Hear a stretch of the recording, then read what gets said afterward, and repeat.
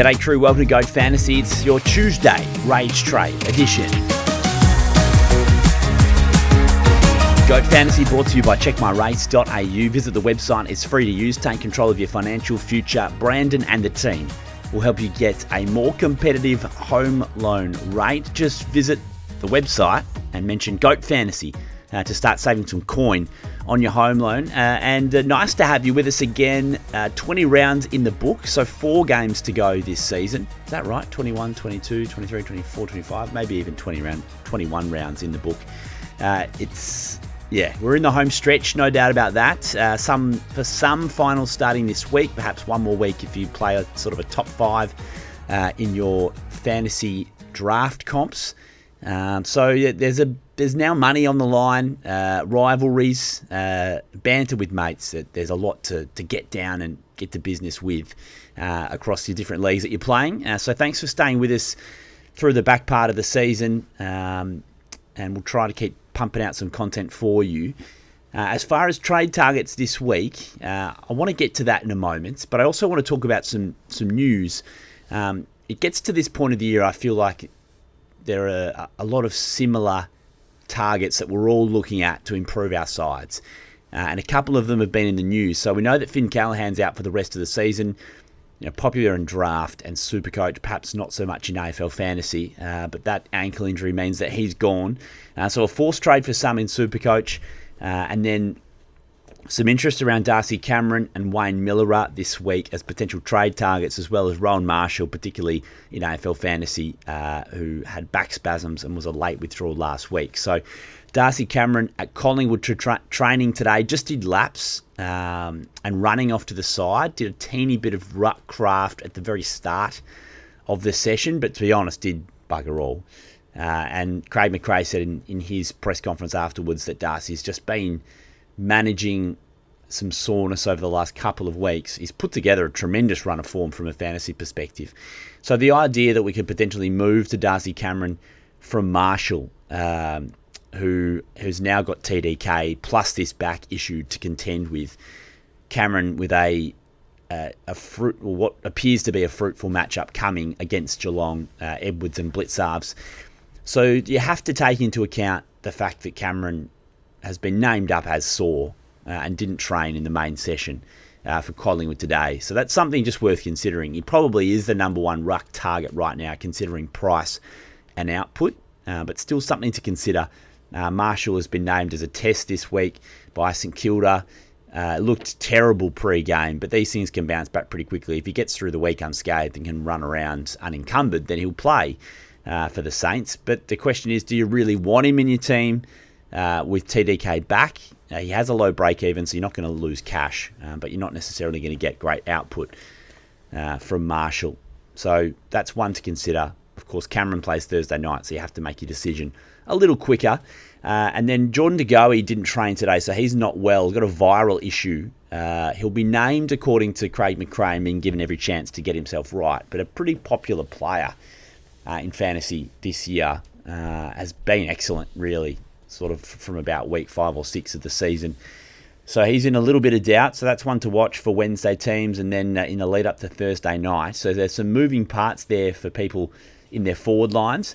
And then today, pretty sort of annoying that we've just been thrown this, and we kind of knew that Matty Nicks had named this up, but it's just another reason to feel a little apprehensive about Wayne Miller. So it's the soleus, which is like a tendon or ligament around the calf.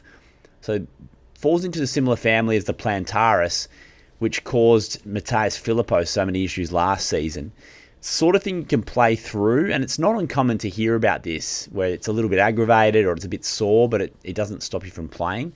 But they've shown, or Matthew Nicks has shown this ability to want to rest players.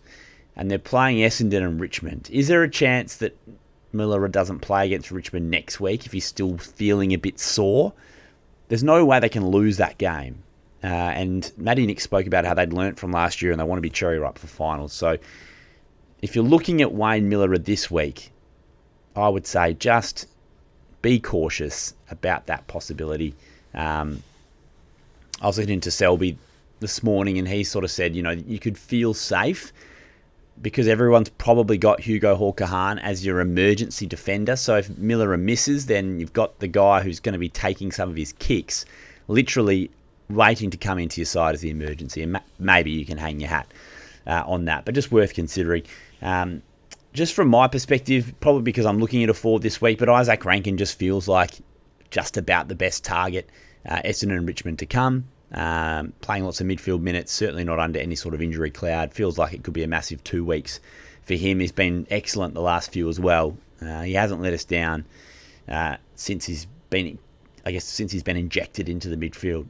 He's been awesome. So Rankin with 2 great matchups and still under 900k in AFL fantasy and certainly affordable in Supercoach as well.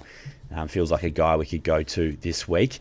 From a budget defender perspective, if you've lost Nick Newman, love Jarman Impey, whose last 3 games sort of not rain or injury affected have been tons in the last 2 weeks, 137, 147 in fantasy.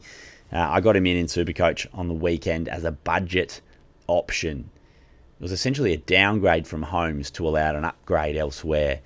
And he dropped a 148 on debut for me in Supercoach, priced at about 390. Without Amon, appears to be getting a nice boost. He's going to be in the squad of 46 in the All-Australian. He's had a great season.